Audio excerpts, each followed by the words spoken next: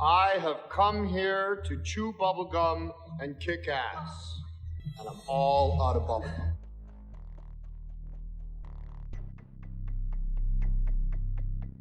They Live is held in very high regard by conspiracists, especially if you're a movie buff like myself.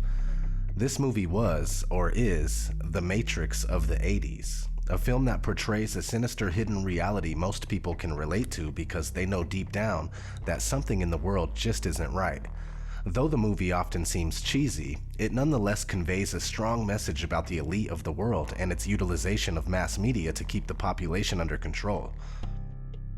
The star of the movie, Roddy Piper, was noted on Twitter saying, "They Live is a documentary."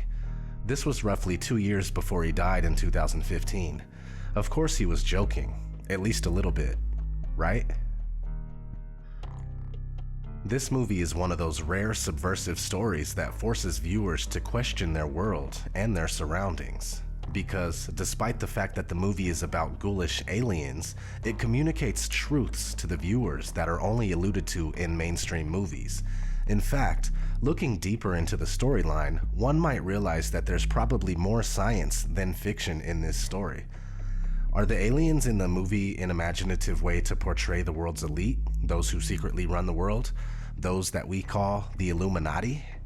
Let's revisit this cult classic and see how it describes the hidden rule of the elite.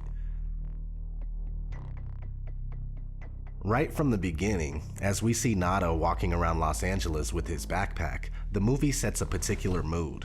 Something is not quite right. There is a sense of impending doom in the air. Poverty is rampant, helicopters fly all around the city, and street preachers speak of soulless beings that rule the world. They have taken the hearts and minds of our leaders. They have recruited the rich and the powerful, and they have blinded us to the truth. And our human spirit is corrupted. Why do we worship greed? Because outside the limit of our sight, feeding off us, perched on top of us from birth to death, are our owners. Our owners, they have us, they control us, they are our masters. Wake up, they're all about you, all around you. Is the preacher's description of the masters applicable to the Illuminati? As we follow Nada's aimless drifting across the city, the camera often focuses on people gazing blankly at television screens, mindlessly absorbing the feeble messages it communicates. Regular Joes appear to truly enjoy their television shows, until an obscure organization hacks the airwaves to broadcast subversive messages about the hidden rulers of the world. Natural looking, easy to apply nails, pre-colored in 7 luscious hues. Just... Our impulses are being redirected. We are living in an artificially induced state of consciousness that resembles sleep. Oh, goddamn hacker, that second time night that asshole's cut in. The movement was begun 8 months ago by a small group of scientists who discovered, quite by accident, these signals being sent through... Thing's giving me a headache. Yeah, tell me about it. Us took the hackers months to figure out how to do this. The poor and the underclass are growing. Racial justice and human rights are non-existent. They have created a repressive society, and we are their unwitting accomplices. Their intention to rule rests with the annihilation of consciousness. We have been lulled into a trance. They have made us indifferent to ourselves, to others. We are focused only on our own gain.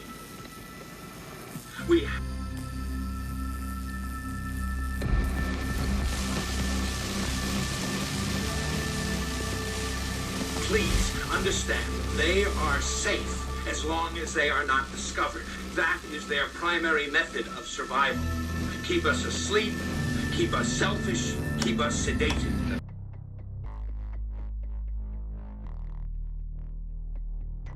The average Joes who watch this pirated TV broadcast all get a massive headache. The raw truth is indeed too much for most people to bear.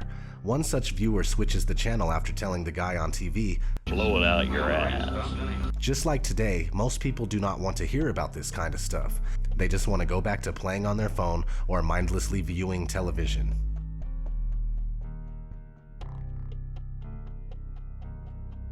Nada realizes that the street preacher and the man on television are connected through a local church. When he sneaks into the church, he discovers that it's actually the headquarters of an underground organization.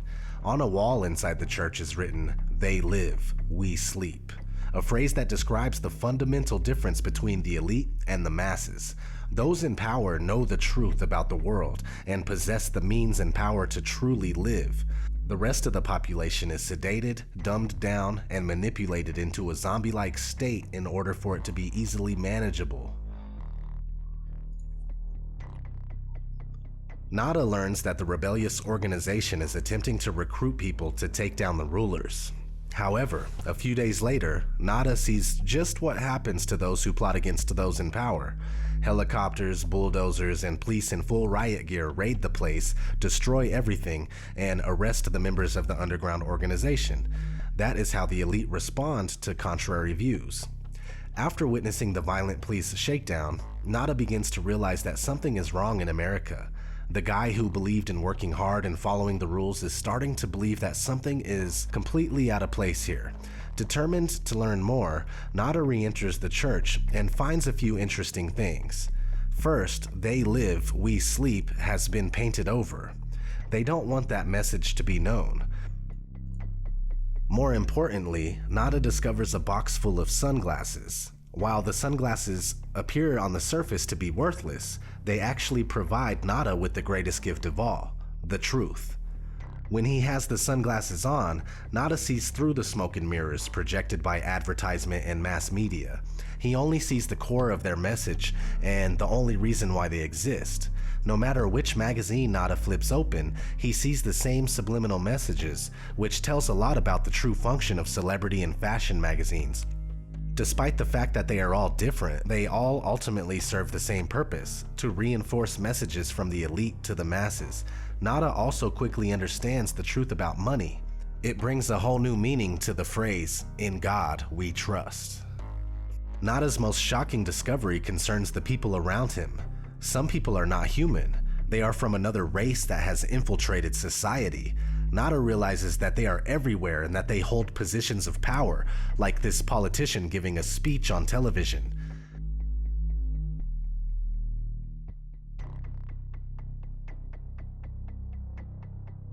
When the aliens realize that Nada can see through their disguise, they immediately alert the authorities, saying, "I've got one that can see." Being able to see is obviously frowned upon by the aliens. They do not like to be exposed. Nada quickly becomes a social outcast and aliens start closing in on him. I don't like this one bit. Nada and everyone in the city are constantly monitored by flying surveillance cameras that are oddly similar to the new unmanned drones that are currently appearing around the world. Flying surveillance cameras were considered science fiction in 1988. They are now a reality. The concept of truth-seeing sunglasses is an interesting way to illustrate the importance of knowledge in one's worldview. Two people can be looking at the exact same thing, yet perceive two very different realities depending on the level of information and awareness possessed by each person. Nada's sunglasses can therefore represent one's knowledge of the truth, which allows a clear perception of reality. Upon learning the appalling truth about the world, Nada feels the need to share this vital information with his friend, Frank. Nada, however, quickly realizes that some people do not want to hear about the truth. In fact, many actually get angry and offended at the simple mention of something that alludes to it. When Nada asks Frank to put the sunglasses on so he can see what he sees, Frank firmly refuses and calls him a crazy mother. Nada replies with another classic line. Either put on these glasses or start eating that trash can. Followed by one of the longest one-on-one fight scenes I have ever seen in my life. A scene that is dragged out for so long that it becomes utterly absurd and even comical.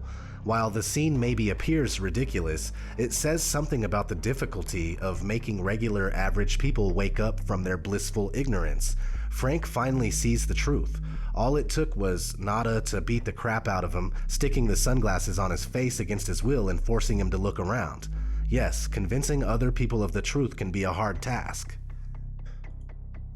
The two bros are then invited to a secret meeting of the underground organization that is attempting to rid the Earth of aliens. During the meeting, Nada and Frank are given truth-seeing contact lenses. The sunglasses gave truth-seers a nasty headache, especially when they are taken off. When first exposed to the truth, adapting to the new reality can indeed be difficult and even painful. However, after a while, it becomes a seamless part of a person, a little like wearing contact lenses. Nada and Frank also learn that humans are being recruited by the aliens in exchange for wealth and power.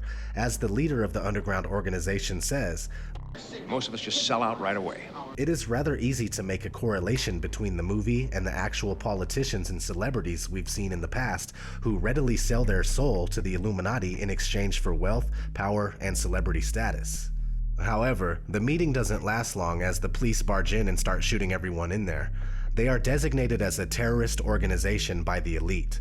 Nada and Frank manage to escape and accidentally find themselves behind enemy lines in the aliens' underground base. While exploring the alien base, Nada and Frank stumble upon a party thrown by the aliens for human collaborators to thank them for their partnership. Although humans will never be considered equals to the aliens, those who sell out to them get monetary benefits, much like those who are not part of today's elite who nevertheless sell out to push the elite's New World Order agenda.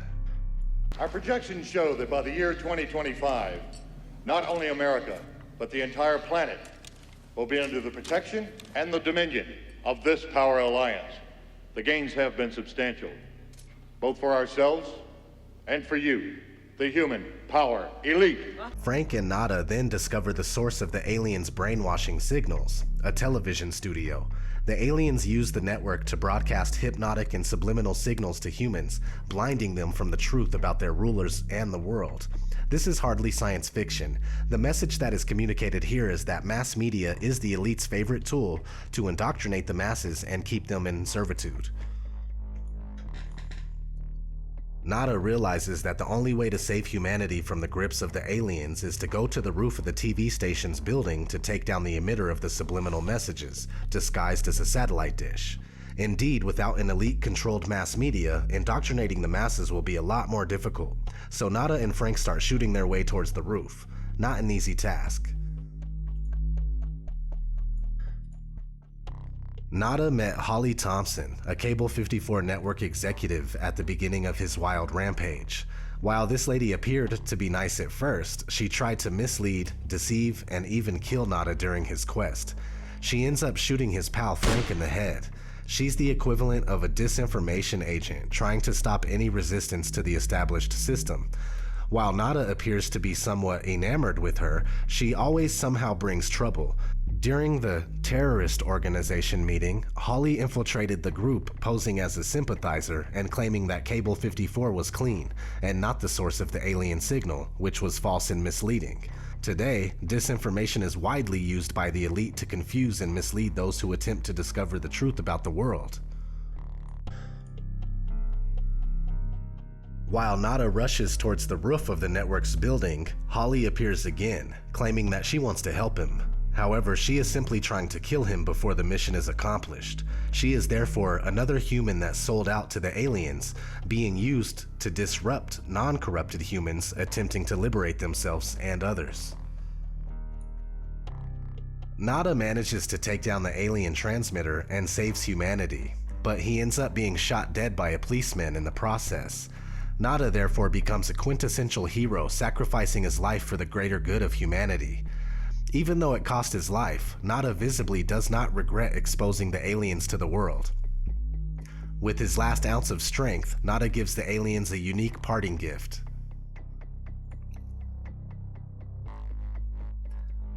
Once the aliens' satellite dish is down, the masses are able to see the world as it is. The aliens' ugly faces are exposed to the world. TV viewers all over now realize that those giving the daily news were also those who controlled them.